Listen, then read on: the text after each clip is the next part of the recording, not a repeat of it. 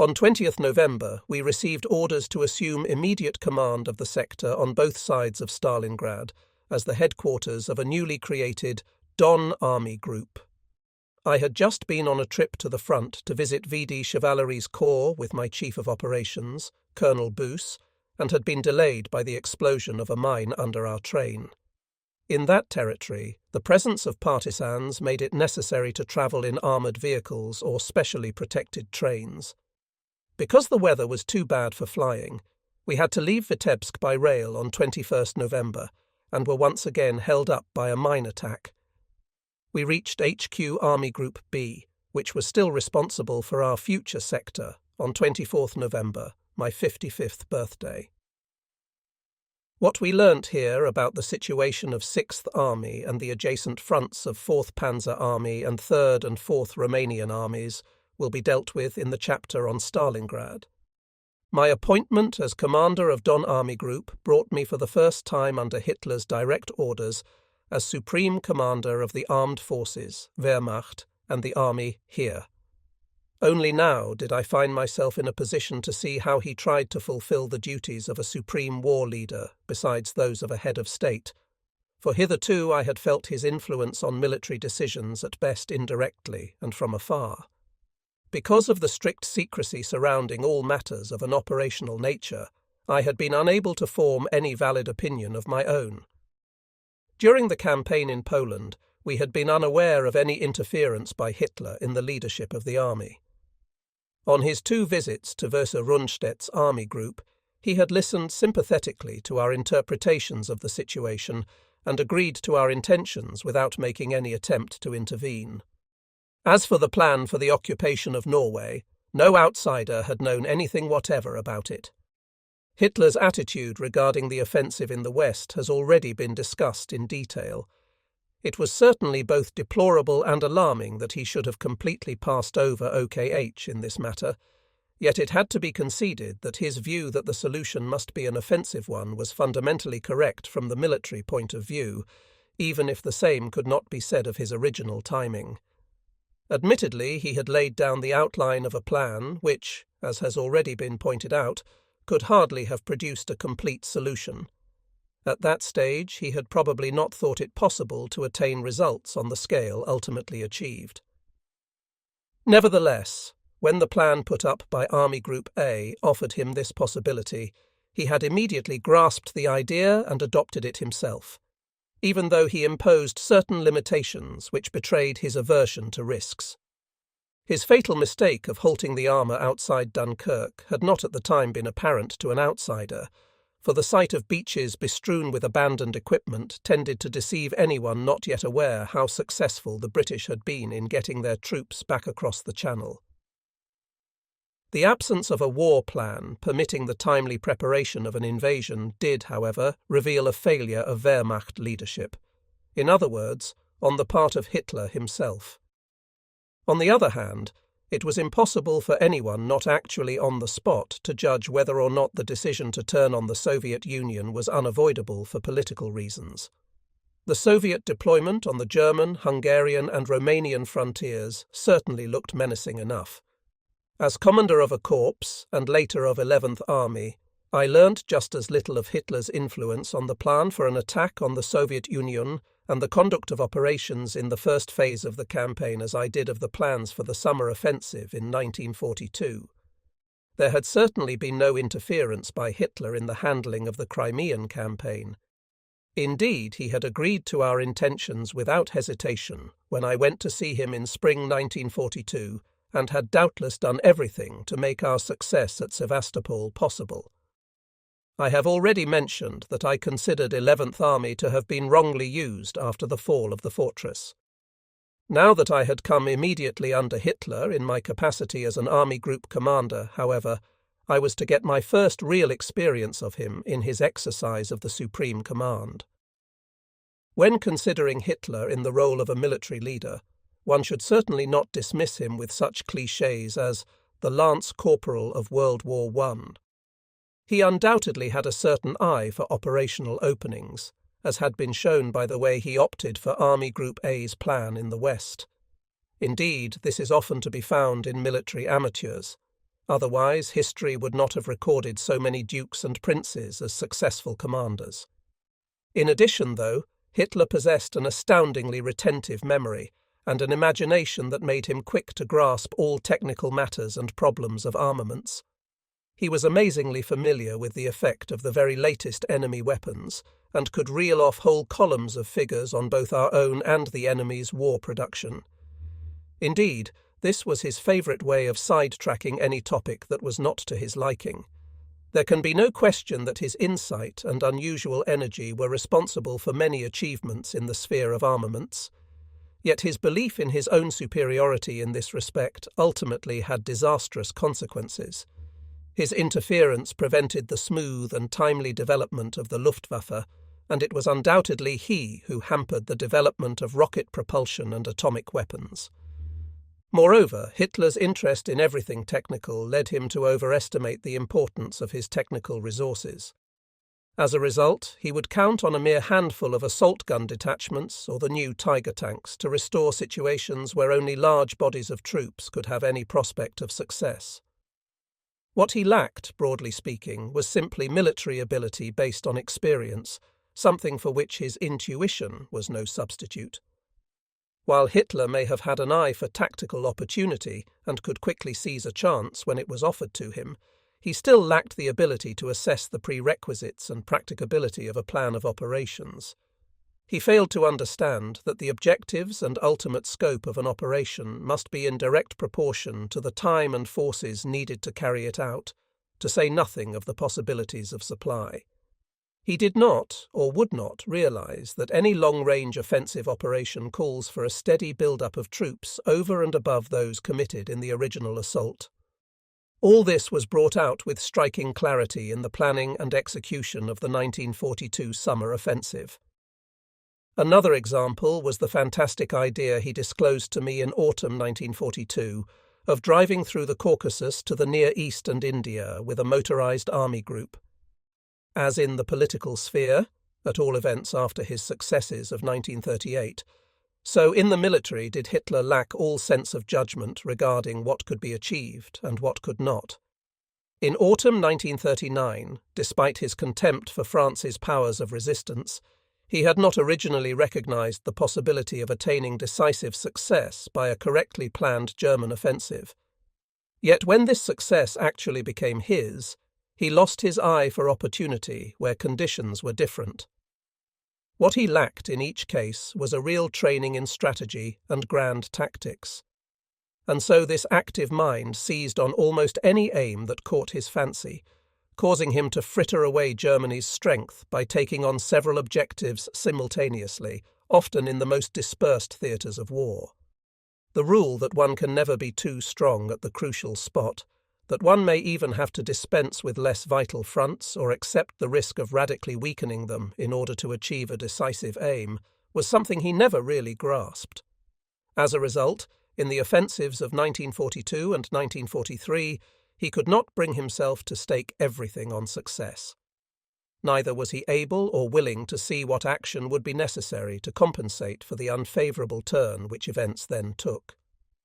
As for Hitler's strategic aims, at least in the conflict with the Soviet Union, these were to a very great extent conditioned by political considerations and the needs of the German war economy. This has already been indicated in the introductory remarks on the Russian campaign and will emerge again in connection with the defensive battles of the years 1943-4. Now, questions of a political and economic nature are undoubtedly of great importance when it comes to fixing strategic aims. What Hitler overlooked was that the achievement and, most important of all, the retention of a territorial objective presupposes the defeat of the enemy's armed forces.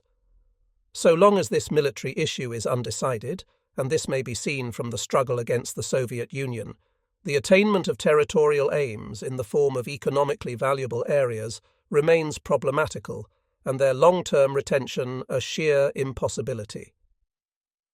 The day had yet to come when one could wreak such havoc on the enemy's armament centres or transport system with raiding aircraft or guided missiles that he was rendered incapable of continuing the fight. While strategy must unquestionably be an instrument in the hands of the political leadership, The latter must not disregard, as did Hitler to a great extent when fixing operational objectives, the fact that the strategic aim of any war is to smash the military defensive power of the enemy. Only when victory has been secured is the way open to the realization of political and economic aims. This brings me to the factor which probably did more than anything else to determine the character of Hitler's leadership, his overestimation of the power of the will. This will, as he saw it, had only to be translated into faith down to the youngest private soldier for the correctness of his decisions to be confirmed and the success of his orders ensured. Obviously, a strong will in a supreme commander is one of the essential prerequisites of victory. Many a battle has been lost and many a success thrown away because the supreme leader's will failed at the critical moment. The will for victory which gives a commander the strength to see a grave crisis through is something very different from Hitler's will, which in the last analysis stemmed from a belief in his own mission.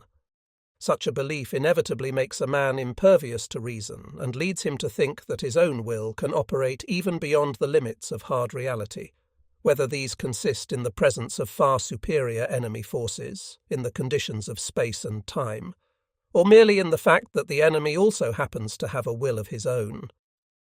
Generally speaking, Hitler had little inclination to relate his own calculations to the probable intentions of the enemy, since he was convinced that his will would always triumph in the end.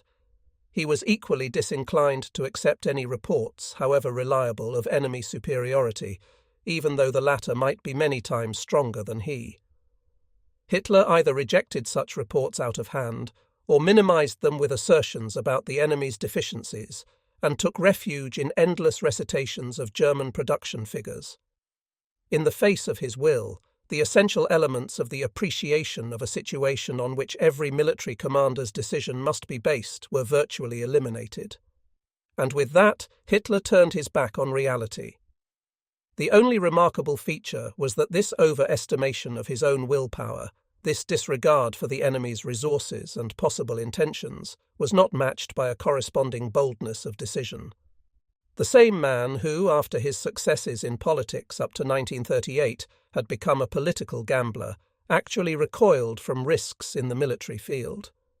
The only bold military decision that may be booked to Hitler's credit was probably the one he took to occupy Norway, and even then the original suggestion had come from Grand Admiral Raeder. Even here, as soon as a crisis cropped up at Narvik, Hitler was on the point of ordering the evacuation of the city and thereby of sacrificing the fundamental aim of the entire operation, which was to keep the iron ore routes open. During the execution of the Western Campaign, too, as we have seen earlier, Hitler showed a certain aversion to taking military risks. The decision to attack the Soviet Union was, in the last analysis, the inevitable outcome of cancelling the invasion of Britain, which Hitler had likewise found too risky. During the Russian campaign, Hitler's fear of risk manifested itself in two ways. One, as will be shown later, was his refusal to accept that elasticity of operations which, in the conditions obtaining from 1943 onwards, could be achieved only by a voluntary, if temporary, surrender of conquered territory. The second was his fear to denude secondary fronts or subsidiary theatres in favour of the spot where the main decision had to fall, even when a failure to do so was palpably dangerous. There are three possible reasons why Hitler evaded these risks in the military field. First, he may secretly have felt that he lacked the military ability to cope with them. This being so, he was even less likely to credit his generals with having it. The second reason was the fear, common to all dictators, that his prestige would be shaken by any setbacks. In practice, this attitude is bound to lead to the commission of military mistakes which damage the man's prestige more than ever. Thirdly, there was Hitler's intense dislike, rooted in his lust for power, of giving up anything on which he had once laid hands. In the same context, mention may be made of another trait of Hitler's, against which his Chief of Staff, Colonel General Zeitzler, and I both battled in vain throughout the period in which I was commanding Don Army Group. Whenever he was confronted with a decision which he did not like taking but could not ultimately evade, Hitler would procrastinate as long as he possibly could. This happened every time it was urgently necessary for us to commit forces to battle in time to forestall an operational success by the enemy or to prevent its exploitation. The General Staff had to struggle with Hitler for days on end before it could get forces released from less threatened sectors of the front to be sent to a crisis spot. In most cases, he would give too small a number of troops when it was already too late, with the result that he usually finished up by having to grant several times what had originally been required. The tussle used to last for whole weeks when it was a question of abandoning untenable positions like the Donetsk area in 1943 or the Dnieper Bend in 1944. The same applied to the evacuation of unimportant salients on quiet stretches of front for the purpose of acquiring extra forces. Possibly Hitler always expected things to go his way in the end, thereby enabling him to avoid decisions which were repugnant to him, if only because they meant recognizing the fact that he must accommodate himself to the enemy's actions. His inflated belief in his own willpower, a certain aversion to accepting any risk in mobile operations, the Retour offensive, for example, when its success could not be guaranteed in advance, and his dislike of giving up anything voluntarily, such were the factors which influenced Hitler's military leadership more and more as time went on. Obstinate defence of every foot of ground gradually became the be-all and end-all of that leadership.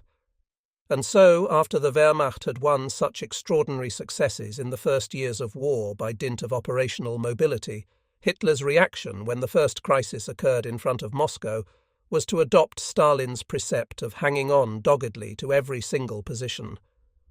It was a policy that had brought the Soviet leaders so close to the abyss in 1941 that they finally relinquished it when the Germans launched their 1942 offensive.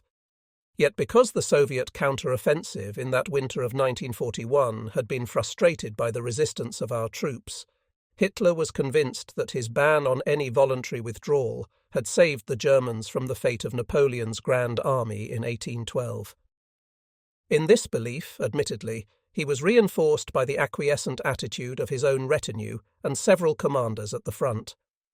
When, therefore, a fresh crisis arose in autumn 1942 after the German offensive had become bogged down outside Stalingrad and in the Caucasus, Hitler again thought the arcanum of success lay in clinging at all costs to what he already possessed. Henceforth he could never be brought to renounce this notion. Now it is generally recognized that defense is the stronger of the two forms of fighting. This is only true, however, when the defense is so efficacious that the attacker bleeds to death when assaulting the defender's positions. Such a thing was out of the question on the Eastern Front, where the number of German divisions available was never sufficient for so strong a defence to be organised. The enemy, being many times stronger than we were, was always able, by massing his forces at points of his own choice, to break through fronts that were far too widely extended. As a result, large numbers of German forces were unable to avoid encirclement. Only in mobile operations could the superiority of the German staffs and fighting troops have been turned to account, and perhaps the forces of the Soviet Union ultimately brought to naught. The effects of Hitler's ever-increasing predilection for hanging on at all costs will be dealt with in greater detail in connection with the defensive battles fought on the Eastern Front in 1943 and 1944. The reason for his insistence on it may be found deep down in his own personality. He was a man who saw fighting only in terms of the utmost brutality. His way of thinking conformed more to a mental picture of masses of the enemy bleeding to death before our lines than to the conception of a subtle fencer who knows how to make an occasional step backwards in order to lunge for the decisive thrust. For the art of war he substituted a brute force which, as he saw it, was guaranteed maximum effectiveness by the willpower behind it. Since Hitler placed the power of force above that of the mind, and, while having every regard for a soldier's bravery, did not rate his ability to the same extent, it is hardly surprising that, in the same way as he overrated technical expedients, he was possessed of la rage du nombre. He would intoxicate himself with the production figures of the German armaments industry, which he had undoubtedly boosted to an amazing extent, even if he preferred to overlook the fact that the enemy's armaments figures were higher still. What he forgot was the amount of training and skill required to render a new weapon fully effective. Once the new weapons had reached the front, he was content. It did not worry him whether the units concerned had mastered them or not, or whether a weapon had even been tested under combat conditions. In just the same way, Hitler was constantly ordering new divisions to be set up. Though an increase in the number of our formations was most desirable, they had to be filled at the cost of replacements for the divisions already in existence, which in course of time were drained of their last drop of blood. At the same time, the newly established formations initially had to pay an excessively high toll of killed because of their lack of battle experience. The Luftwaffe field divisions, the unending series of SS divisions, and finally the so-called People's Grenadier divisions were the most blatant examples. A final point worth mentioning is that although Hitler was always harping on his soldierly outlook and loved to recall that he had acquired his military experience as a frontline soldier, his character had as little in common with the thoughts and emotions of soldiers as had his party with the Prussian virtues which it was so fond of invoking. Hitler was certainly quite clearly informed of conditions at the front through the reports he received from the army groups and armies. In addition, he frequently interviewed officers who had just returned from the front-line areas. Thus, he was not only aware of the achievements of our troops, but also knew what continuous overstrain they had had to endure since the beginning of the Russian campaign. Perhaps this was one of the reasons why we never managed to get Hitler anywhere near a front line in the east. It was hard enough to persuade him to visit our army group headquarters. The idea of going any further forward never occurred to him.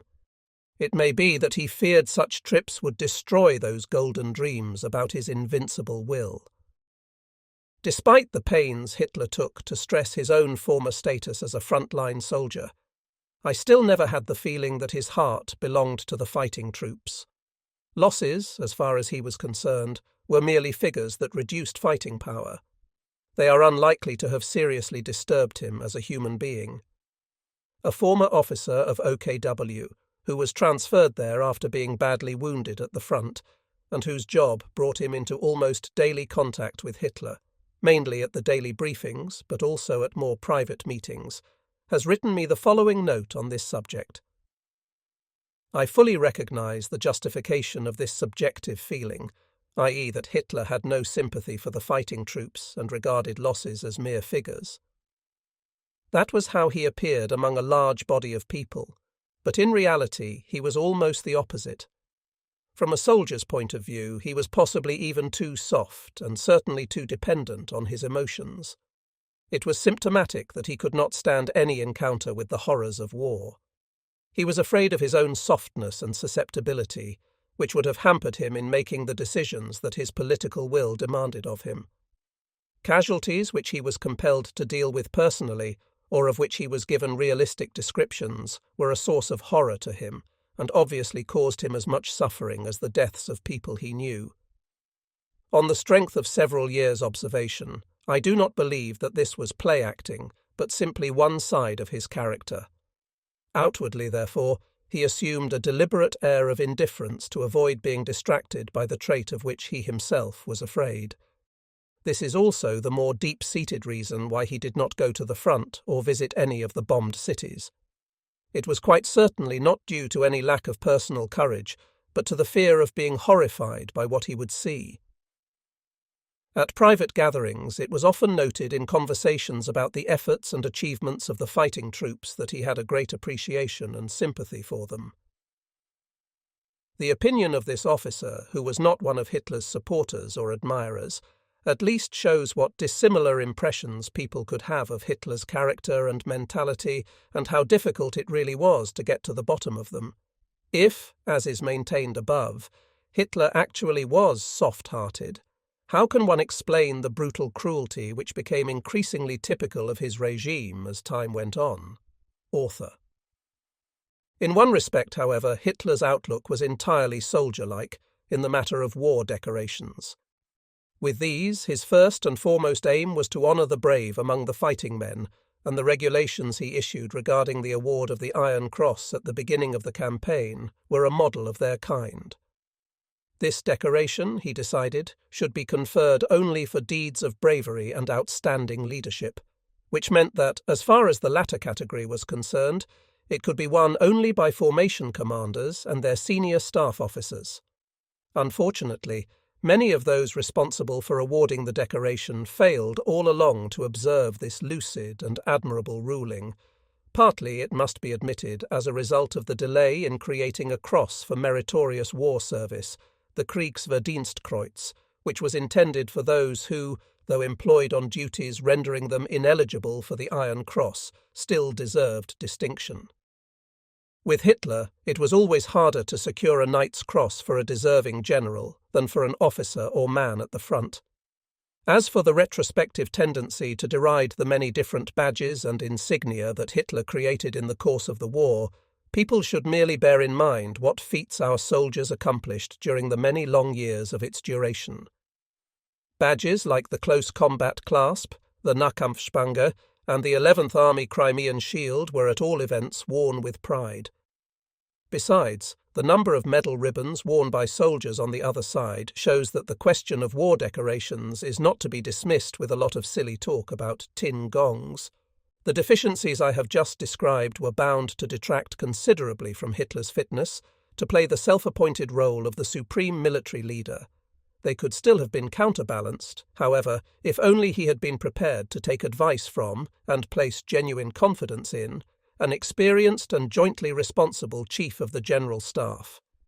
He did, after all, possess a number of the qualities indispensable to a supreme commander: a strong will, nerves that would stand up to the most serious crises, an undeniably keen brain and, as I said before, a certain talent in the operational field combined with an ability to recognize possibilities of a technical nature.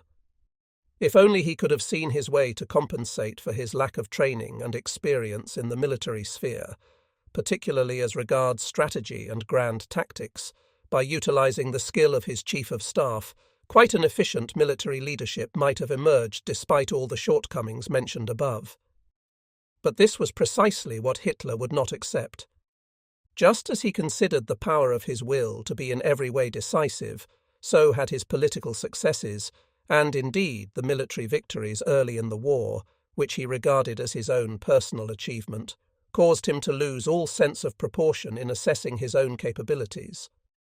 To him, the acceptance of advice from a jointly responsible chief of staff would not have meant supplementing his own will, but submitting it to that of another. Added to this was the fact that he was imbued by origin and background with an insuperable mistrust of the military leaders, whose code and way of thinking were alien to him. Thus he was not prepared to see a really responsible military adviser alongside himself. He wanted to be another Napoleon, who had only tolerated men under him who would obediently carry out his will. Unfortunately, he had neither Napoleon's military training nor his military genius. I have already shown in the chapter dealing with the plan for the invasion of Britain that Hitler had so organized the Supreme Command that no one was vested with the authority to advise him on grand strategy or to draft a war plan. The operations staff, Wehrmachtführungsstab of OKW, which was theoretically qualified to discharge such a task, in practice merely played the role of a military secretariat. Its only raison d'être was to translate Hitler's ideas and instructions into the terminology of military orders. But there was even worse to come. Hitler's designation of Norway as an OKW theatre of operations, in which OKH had no authority, was only the first step in the disruption of land operations. In due course, all the other theatres were gradually turned over to OKW. Finally, only the eastern one remained as an OKH responsibility, and even then it had Hitler at its head.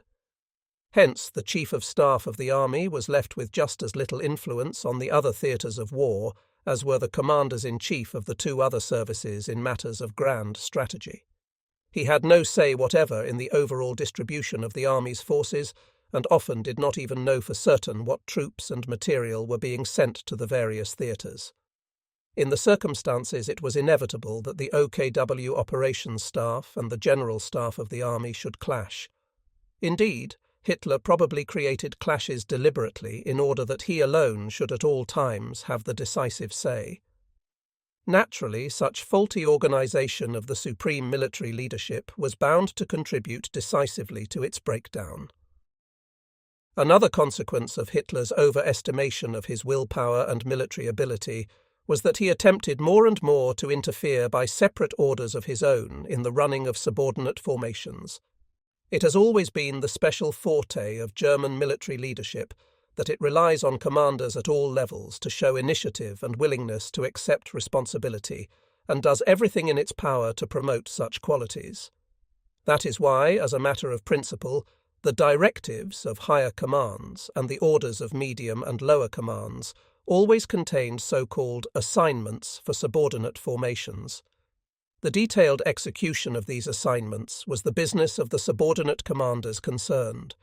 This system of handling orders was largely the reason for the successes scored by the German army over its opponents, whose own orders generally governed the actions of subordinate commanders down to the very last detail. Only when there was no other possible alternative left did anyone on our side encroach upon the authority of a subordinate formation headquarters by specifically laying down the action it should take. Hitler, on the other hand, thought he could see things much better from behind his desk than the commanders at the front. He ignored the fact that much of what was marked on his far too detailed situation maps was obviously out of date. From that distance, moreover, he could not possibly judge what was the proper and necessary action to take on the spot. He had grown increasingly accustomed to interfering in the running of the army groups, armies, and lower formations by issuing special orders, which were not his concern at all. While I had hitherto been spared such interference in my own sphere of command, I was forewarned of it by what Field Marshal Versus Klug had to tell me when I met him on a railway station on my way from Vitebsk to Rostov. At Central Army Group, he said, he had to consult Hitler before any operation involving forces of a battalion or more could be mounted. Even if I personally did not experience such intolerable interference later on, there were still to be quite enough clashes with the Supreme Command as a result of Hitler's meddling. In contrast to his passion for individual orders, which were usually nothing but a hindrance to command staffs and detrimental to operations, Hitler was loath to issue long-term operational directives.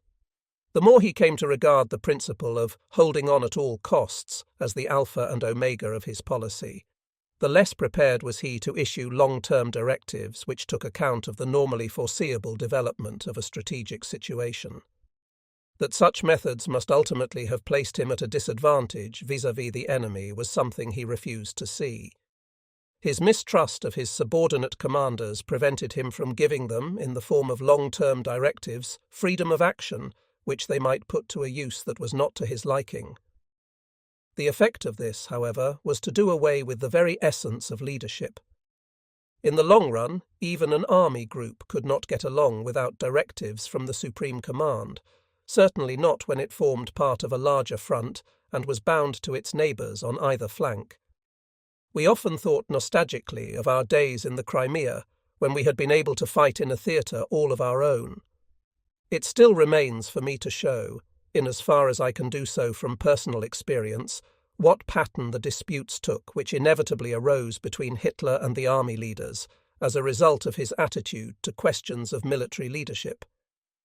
Many of the accounts on record depict him as foaming at the mouth and even taking an occasional bite at the carpet. Although he did undoubtedly lose all self-control on occasions, the only time he ever raised his voice or behaved badly when I was present was during the episode with Halder, which I have already mentioned. Hitler obviously sensed just how far he could afford to go with his interlocutor and what people he could hope to intimidate with outbursts of rage that may often have been simulated. I must say that as far as my own personal contacts with him went, he maintained appearances and kept things on a factual plane even when our views collided. On the one occasion when he did become personal, the extremely sharp retort it evoked was accepted in silence.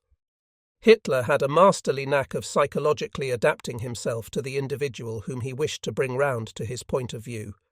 In addition, of course, he always knew anyone's motive for coming to see him, and could thus have all his counter-arguments ready beforehand. His faculty for inspiring others with his own confidence, whether feigned or genuine, was quite remarkable. This particularly applied when officers who did not know him well came to see him from the front.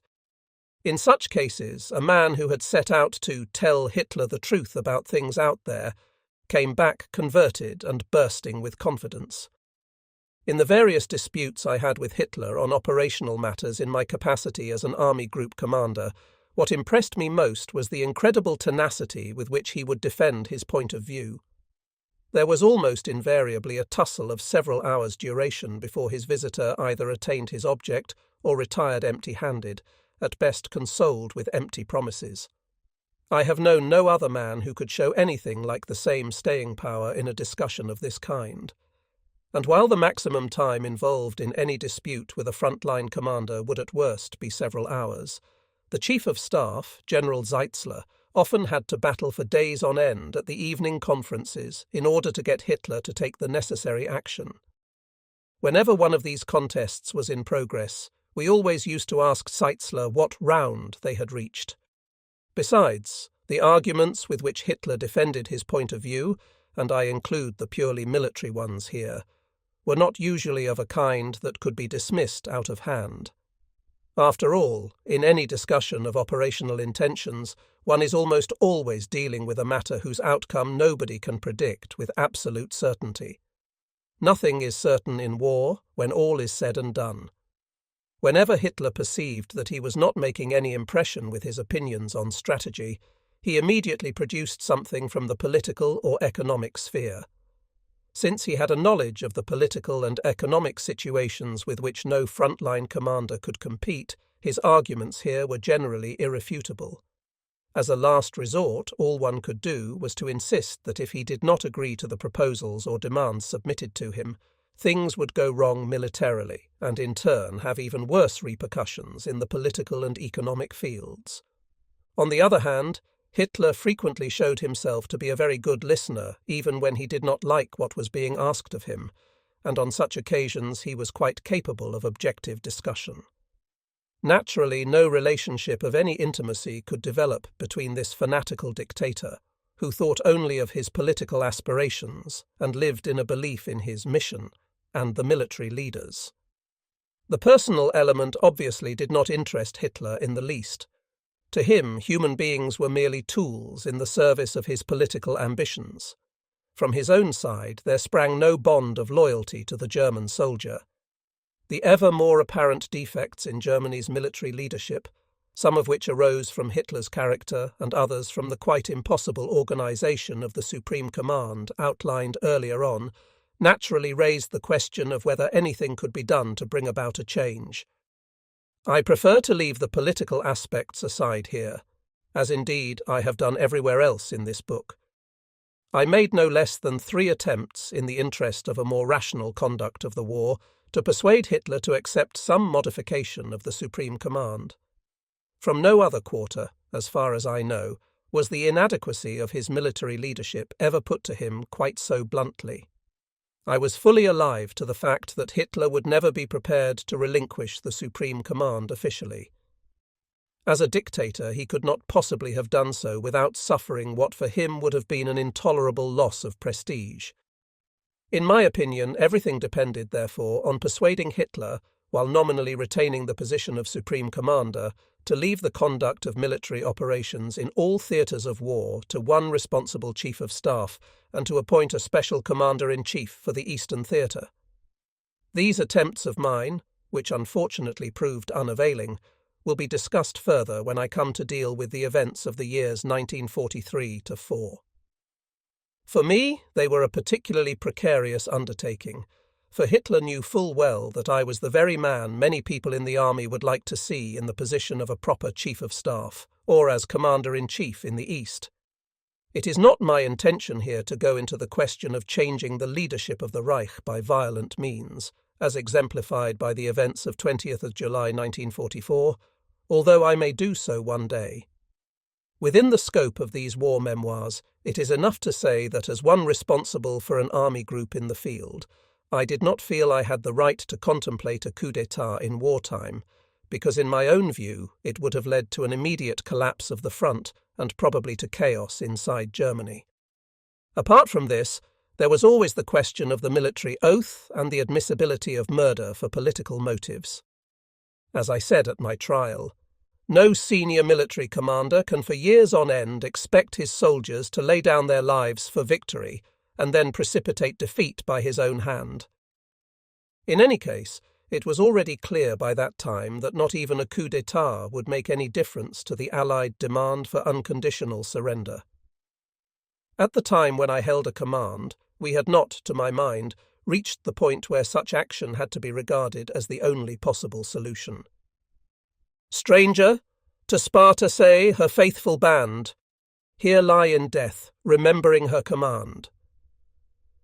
Never will these lines, telling of the heroism of the defenders of Thermopylae and ever after regarded as the song of praise to bravery, fidelity, and soldierly obedience, be carved in stone at Stalingrad in memory of Sixth Army's martyrdom on the Volga. Nor is any cross or cenotaph likely to be raised over the vanished traces of the German soldiers who starved, froze, and died there. Yet the memory of their indescribable suffering, their unparalleled heroism, fidelity, and devotion to duty will live on long after the victors' cries of triumph have died away, and the bereaved, the disillusioned, and the bitter at heart have fallen silent. The Battle of Stalingrad is understandably treated by the Soviets as the turning point of the war. The British ascribe similar importance to the Battle of Britain. The Americans are inclined to attribute the Allies' final success to their own entry into hostilities. In Germany, too, many people feel constrained to regard Stalingrad as the decisive battle of World War II. In point of fact, not one of these individual events should really be rated as decisive. The outcome of the war was decided by a wealth of factors, the most significant of which was probably the hopelessly inferior position in which Germany ultimately found herself vis-à-vis her opponents in consequence of Hitler's policies and strategy. Stalingrad was certainly a turning point to the extent that the wave of German offensives broke on the Volga, to recede like a breaker on the ebbing tide. But grave though the loss of Sixth Army undoubtedly was, it still need not have meant that the war in the East, and ipso facto the war as a whole, was irretrievably lost. It would still have been conceivable to force a stalemate if Germany's policies and military leadership had been adapted to such a solution.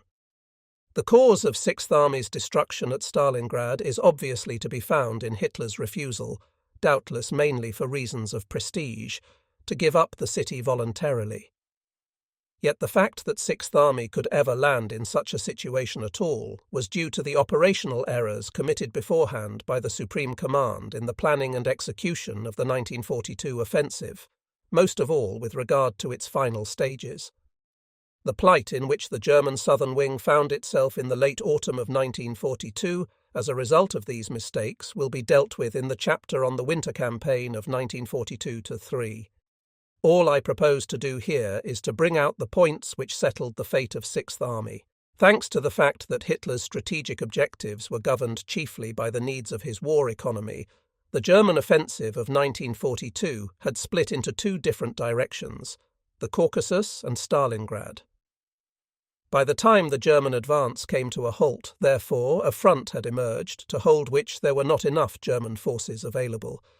To make things worse, no strategic reserve existed, the Supreme Command having squandered 11th Army in every conceivable direction. Immediately it became free in the Crimea. Army Group A, with its front facing south, was located in the north of the Caucasus between the Black Sea and the Caspian. Army Group B held a front facing east and northeast, which began on the Volga south of Stalingrad and bent back north of the city to join the Middle Don, along which it continued to a point north of Voronezh. Neither of the two army groups was strong enough to hold fronts of this length, particularly if one bore in mind that despite its heavy losses, the enemy's southern wing had been able to avoid destruction and was not really beaten at all. Apart from this, The enemy had very strong strategic reserves in his other sectors, as well as in the hinterland.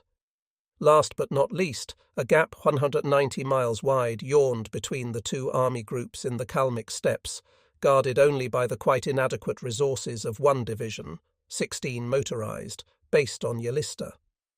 The attempt to hold this overextended front for any length of time constituted the first of the mistakes which were to plunge Sixth Army into its desperate situation at the end of November 1942.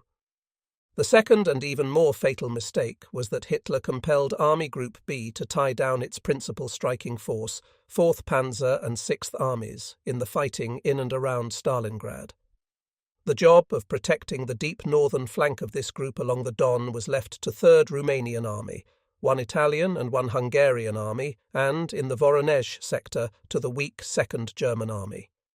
Hitler must have known that even behind the Don the Allied armies could not stand up to a strong Soviet attack.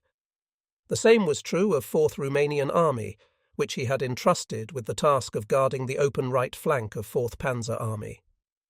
The attempt to gain control of the Volga by taking Stalingrad in a set battle after the original assault had been only partially successful, would at best have been admissible on a very short-term basis. But to leave the main body of the army group at Stalingrad for weeks on end with inadequately protected flanks was a cardinal error.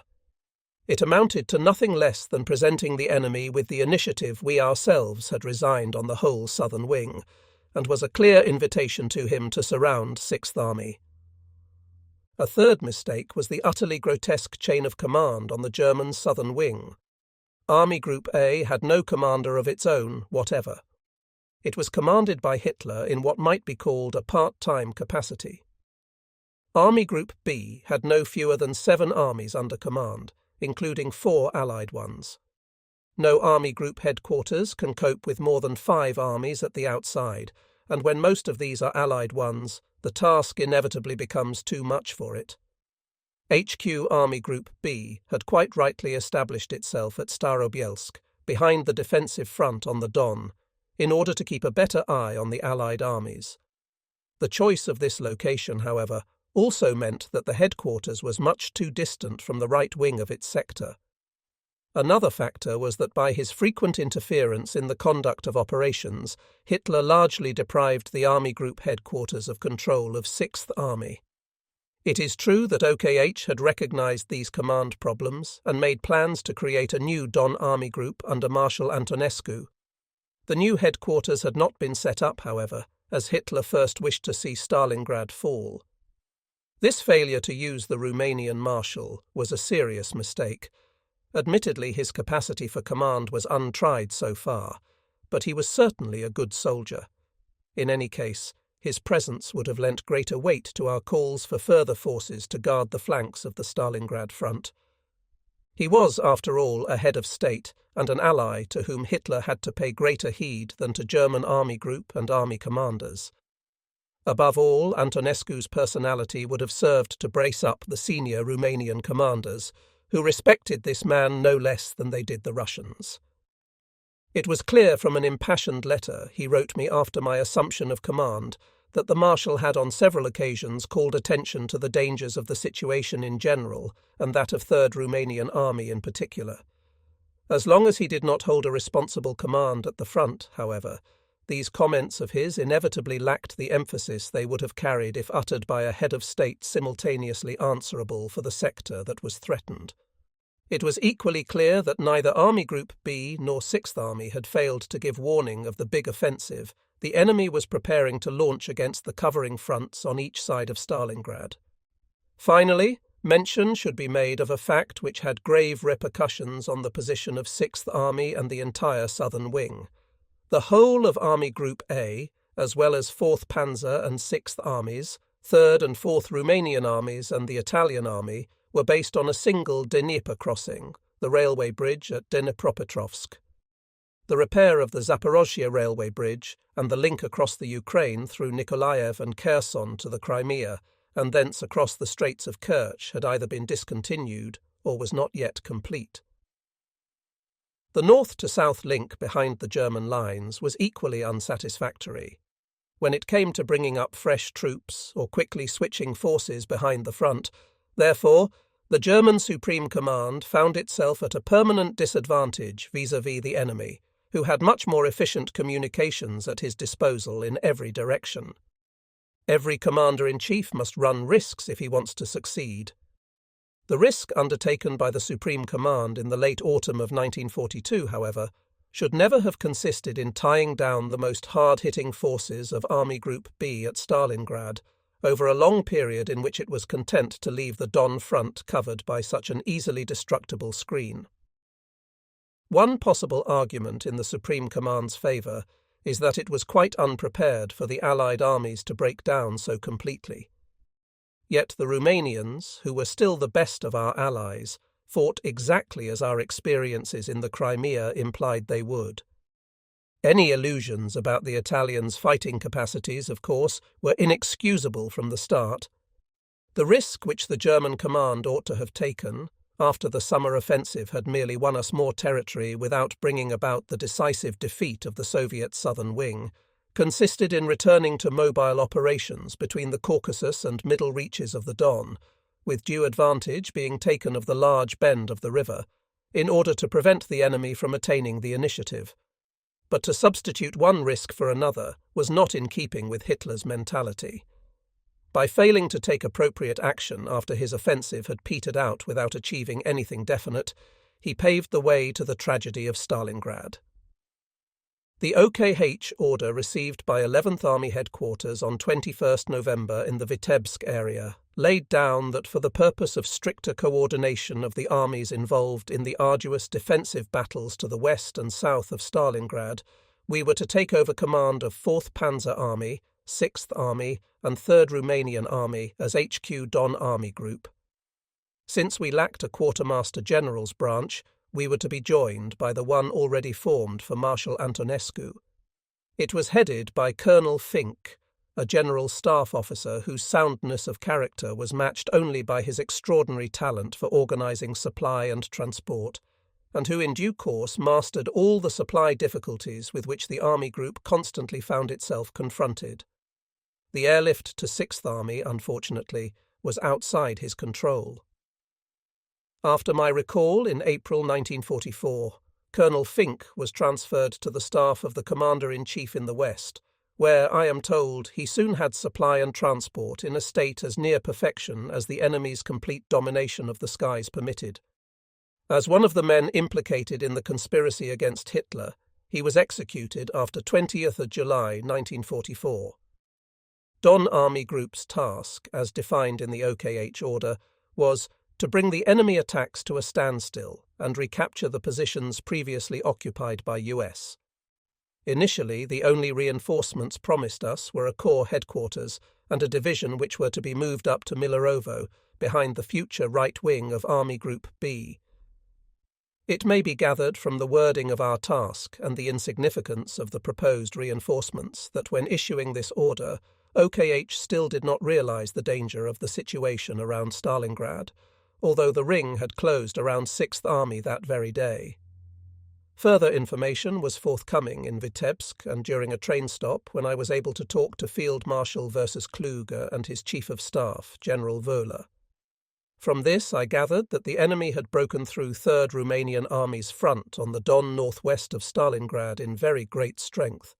Between 1 and 2 Soviet tank armies were involved, in addition to a great deal of cavalry, in all some 30 formations. The same thing had happened south of Stalingrad to 4th Romanian Army, which was under command of 4th Panzer Army. Before leaving Vitebsk, therefore, I sent the Chief of the General Staff a teleprinter message pointing out that in view of the magnitude of the enemy effort, our task at Stalingrad could not be merely a matter of regaining a fortified stretch of front. What we should need to restore the situation would be forces amounting to an army in strength, none of which, if possible, should be used for a counter-offensive until their assembly was fully complete. General Zeitzler agreed with me and promised to try to let us have an armoured division and 2 or 3 infantry divisions by way of addition. I also teleprinted a request to Army Group B that 6th Army be instructed to withdraw forces quite ruthlessly from its defence fronts in order to keep its rear free at the Don crossing at Kalach. Whether this instruction was ever passed to 6th Army, I have been unable to discover. Not until we arrived at HQ Army Group B in Starobielsk on 24th of November did we obtain a clear picture of recent events and the current situation from the commander, Colonel General Baron versus Weichs, and his Chief of Staff, General Vesus Sodenstern. In the early hours of 19th November, after a tremendous artillery barrage, the enemy had broken out of his Don bridgehead at Kremenskaya and had also crossed the river further west to attack both the left wing of 6th Army, 11 Corps, and 3rd Romanian Army, 4 and 5 Romanian Corps. Simultaneously, he had launched a strong attack against 4th Panzer Army, Colonel General Hoth, south of Stalingrad, where it was intermingled with 4th Romanian Army. While the left wing of 6th Army had held firm, the enemy had been able to overrun the Romanians completely on both fronts. At each of the 2 points of penetration, strong Soviet tank forces had immediately pushed through in depth, just as we had taught them to do. By an early hour on 21st of November, they had already linked up on the Don at Kalach, where the bridge so vital for the supply of 6th Army had fallen into their hands intact. Since the forenoon of that day, therefore, the ring had been closed around 6th Army and the German and Romanian elements of 4th Panzer Army, which had been squeezed back into the pocket from the area south of Stalingrad. The encircled troops included 5 German corps, totalling 20 divisions, 2 Romanian corps, the mass of the army artillery not on the Leningrad front, and large numbers of army engineer units. Even later on, the army group was unable to obtain any exact data on the sum total of German soldiers trapped in the pocket. The returns sent in by 6th Army fluctuated between 200,000 and 270,000 men. But it must be remembered here that the stated ration strengths included not only the Romanian troops, but also many thousand indigenous volunteers, the so-called Hiwis, and prisoners of war. The most commonly quoted figure of over 300,000 is undoubtedly exaggerated. Various communication zone troops were left outside the pocket, as were part of the B echelon transport, a number of the wounded, and all ranks on leave. These residual elements, which later formed the cadres with which most of the 6th Army divisions were reconstituted, still amounted to anything between 1,500 and 3,000 men per division. If one bears in mind that the divisions of 6th Army had already fallen off in strength in November, the estimate that there were 200,000, 220,000 men in the pocket, even allowing for the strong complement of army artillery and engineers, is probably fairly accurate. The situation on 24th November was approximately as follows. The only intact formations left to 4th Panzer Army were 16 motorized division on its southern wing, widely extended across the steppes on both sides of Yelista, and 18 Romanian division on the northern side. All the other Romanians had either been thrown back into Stalingrad or overrun. With what remnants of the Romanian units it could scrape together, plus various German communications zone troops, the army tried to hold an emergency defence line forward of Kotelnikovo and was not attacked again for the time being. What was left of 4th Romanian Army, including the headquarters, was placed under command of Colonel General Hoth. After the Romanian collapse, his 4 corps, which had been part of the front south of Stalingrad, had swung back onto a front south and southwest of Stalingrad and had come under command of 6th Army. 6th Army, consisting of 4, 8, 11 and 51 Army Corps and 14 Panzer Corps, was surrounded at Stalingrad. It had taken 11 Corps and elements of 8 Corps out of the front facing north on both sides of the Don and put them into the pocket's newly formed western front, the salient tip of which reached to a point east of the Kalach Bridge. A new southern front had been formed out of reserves and those elements of 4th Panzer, or 4th Romanian Army, which had been thrown back to Stalingrad. The pocket measured about 30 miles across from east to west, and 25 miles from north to south. Both wings of 3rd Romanian Army had been broken through. In its centre, a group of about 3 divisions under the same General Laskar, who had distinguished himself at Sevastopol, had put up a brave resistance, but they had since been surrounded and were now thought to have been captured. 48. Panzer Corps, which had been in reserve behind the front facing the Don bridgehead, had launched what appears to have been a belated counterattack, but this had proved unsuccessful.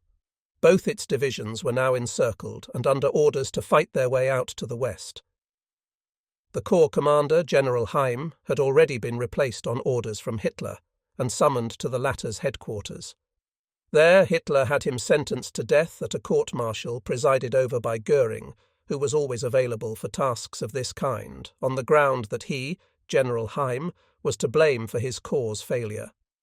Heim was later rehabilitated when it was found that his forces had indeed been too weak for the task confronting them. 48. Corps consisted of the newly formed Romanian Armoured Division, which had had no battle experience whatever, and 22 Panzer Division, which had obviously not been up to standard from a technical point of view. For all practical purposes, 3rd Romanian Army had only about 3 divisions still in existence. They were those of 1 and 2 Romanian Corps, which had not been drawn into the battle and were located next to the Italians on the Don. In the opinion of Army Group B, 6th Army had at most 2 days' ammunition and 6 days' rations left. These estimates were subsequently found to have been too low. The airlift to date, insofar as the weather had permitted one to operate at all, had provided only 1/10 of the Army's requirements of ammunition and fuel. 100 Junkers aircraft, equivalent to a working load of 200 tons less the inevitable losses, had been promised, and others were to follow. Intelligence reports showed that the enemy had poured some 24 formations, i.e. divisions and armoured or mechanized brigades, through the gap he had torn in the front south of Stalingrad. These had then wheeled north against the southern flank of 6th Army, which they were fiercely attacking. From the point where he had penetrated 3rd Romanian Army, the enemy had also pushed about 24 formations through towards Kalach in the rear of 6th Army. About 23 more had been reported further west, advancing south and southwest towards the Chir. In addition, there were the Soviet troops in Stalingrad, who had held out all along against 6th Army's attacks and were now being reinforced across the Volga, as well as the superior forces still opposite the northern front of 6th Army between the Volga and Don. Finally, there was no doubt that the enemy was continuously bringing up reinforcements by rail. Even by 28th November, a total of 143 major formations, i.e. divisions, armoured brigades, etc., had been identified in the operations area of the new Don Army Group. The forces to form Don Army Group under my command were as follows. First, there was 6th Army, surrounded at Stalingrad by an enemy roughly 3 times as strong, and composed of 20 very tired German and 2 Romanian divisions. Its stocks of ammunition, fuel and food were running low, and there was no steady inflow of supplies to build them up again. Quite apart from the fact that it was surrounded, the army enjoyed no operational freedom whatever, having received categorical orders from Hitler to hold fast to the fortress of Stalingrad. Next came the remnants of 4th Panzer Army and the 2 Romanian armies. The best forces we possessed at present were one hitherto untouched German division, 16 motorized, which could not be withdrawn from its defensive positions out in the steppes because it constituted Army Group A's only cover from the rear, and 4 still intact Romanian divisions, whose combat value was unquestionably inferior to that of the Russians. 6th Army's subordination to HQ Don Army Group was more or less a fiction. However, in practice, it had hitherto come directly under OKH. It was Hitler who had tied it down at Stalingrad, when it might still have been able to fight its own way out. Now, operationally speaking, it was immobilized. The army group could no longer command it, but merely give it assistance. Besides, Hitler was still maintaining his direct control of 6th Army by a General Staff liaison officer who was installed with his own signals section at 6th Army headquarters. Even in the matter of supplies, Hitler had the final say, since he alone had the means at his disposal to maintain the army from the air. Strictly speaking, therefore, I should have been right to decline to have 6th Army in my army group, and to insist that it formally remain under the direct orders of OKH. I did not do so at the time, because I hoped that I should be in a better position than OKH to ensure the direct cooperation of the relieving forces with the encircled army. Why this cooperation did not materialize in the decisive phase will be shown later.